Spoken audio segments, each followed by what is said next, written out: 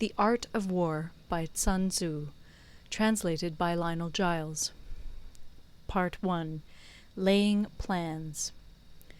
Sun Tzu said, "The art of war is of vital importance to the state. It is a matter of life and death, a road either to safety or to ruin. Hence it is a subject of inquiry which can on no account be neglected.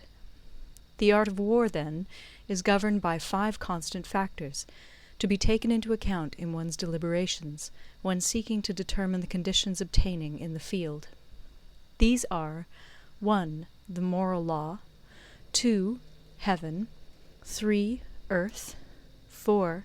The commander, 5. Method and discipline. The moral law causes the people to be in complete accord with their ruler, so that they will follow him regardless of their lives, undismayed by any danger. Heaven signifies night and day, cold and heat, times and seasons. Earth comprises distances, great and small, danger and security, open ground and narrow passes, the chances of life and death.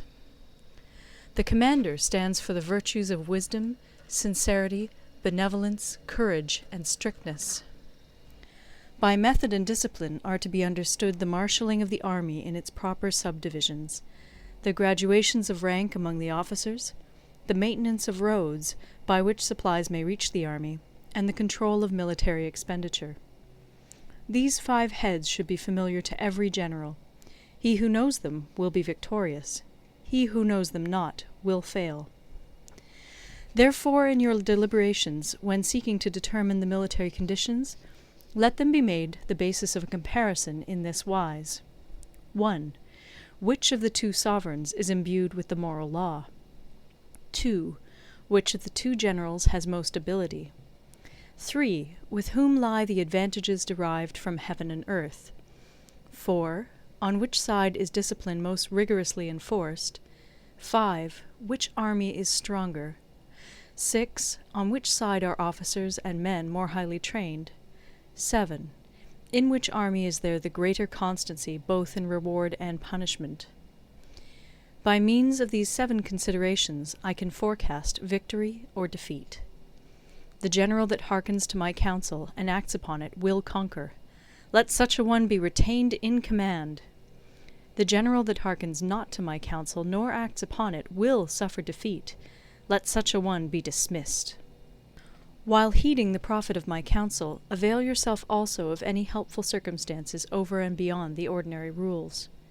According as circumstances are favorable, one should modify one's plans. All warfare is based on deception. Hence, when able to attack, we must seem unable. When using our forces, we must seem inactive. When we are near, we must make the enemy believe we are far away. When far away, we must make him believe we are near. Hold out baits to entice the enemy, feign disorder, and crush him. If he is secure at all points, be prepared for him. If he is in superior strength, evade him. If your opponent is of choleric temper, seek to irritate him. Pretend to be weak, that he may grow arrogant. If he is taking his ease, give him no rest. If his forces are united, separate them. Attack him where he is unprepared. Appear where you are not expected. These military devices, leading to victory, must not be divulged beforehand. Now the general who wins a battle makes many calculations in his temple ere the battle is fought. The general who loses a battle makes but few calculations beforehand.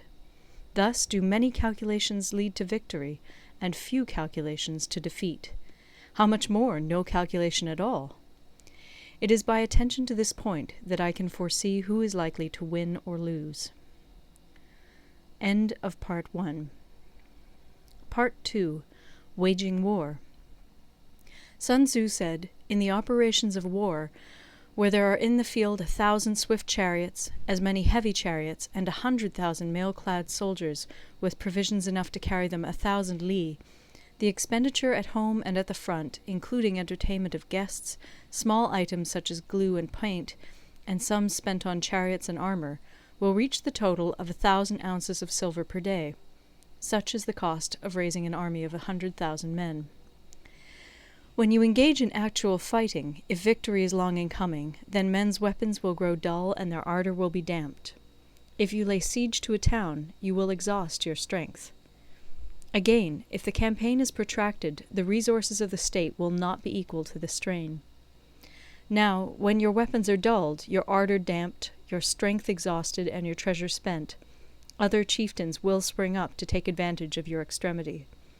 Then no man, however wise, will be able to avert the consequences that must ensue.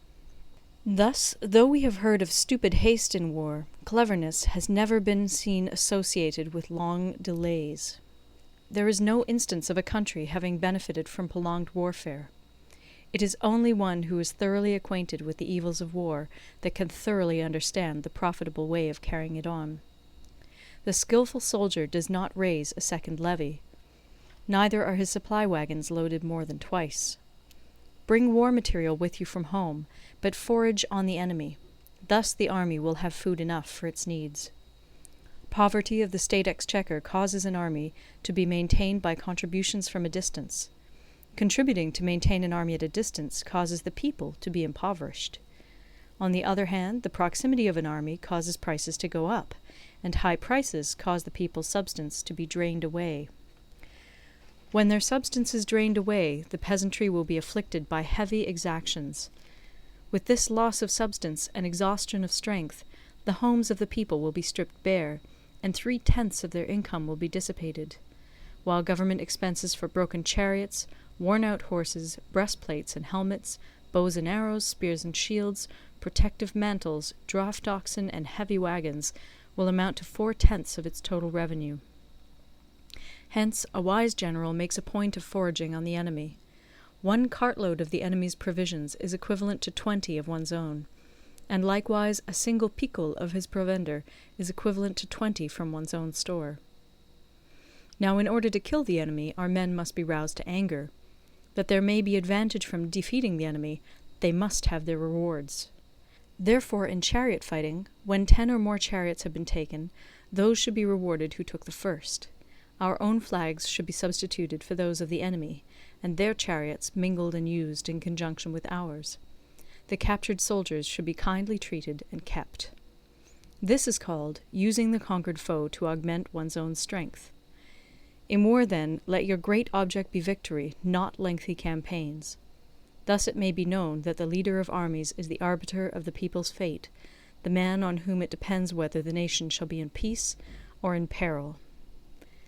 End of Part 2. Recorded in Toronto, Ontario by Moira Fogarty, October 2006.